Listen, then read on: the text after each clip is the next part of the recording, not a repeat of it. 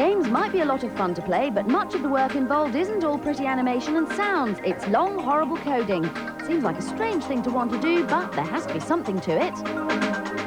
And I kind of got interested in computers accidentally because I didn't want to take wood shop and I didn't want to take metal shop, so I took, well, a computer elective. And I actually got really fascinated with the idea of telling the computer what to do, and it actually worked, and it could put graphics on the screen. I started programming almost 30 years ago, and I've been going ever since. I got started just because I wanted to be able to make computers produce the kind of worlds I wanted to see. Great programming isn't about logic and being good at maths, though that helps. It's really about creativity. Unfortunately, you need to know how to turn those ideas into something a computer can understand and a player can enjoy.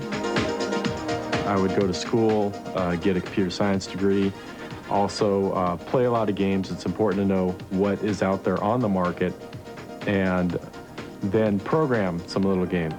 If you want to build a game, the thing you should learn is just all aspects of building a game, and just build games. Start off small, but learn the programming along with the art, and be able to put together simple games. And I think that's what impresses me most when I look at people to interview for positions.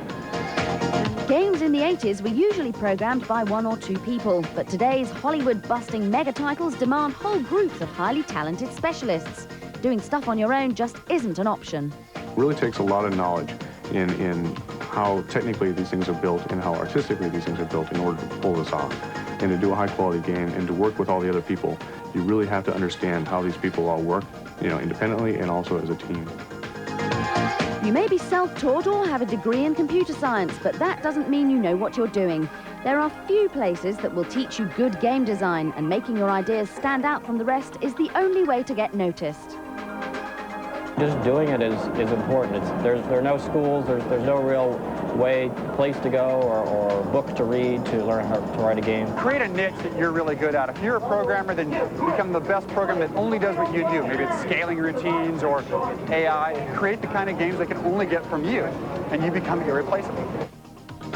Understanding the quality and level of skill needed to produce today's top titles is really important, but something that gets overlooked is that a lot of the industry's brightest stars came from somewhere else.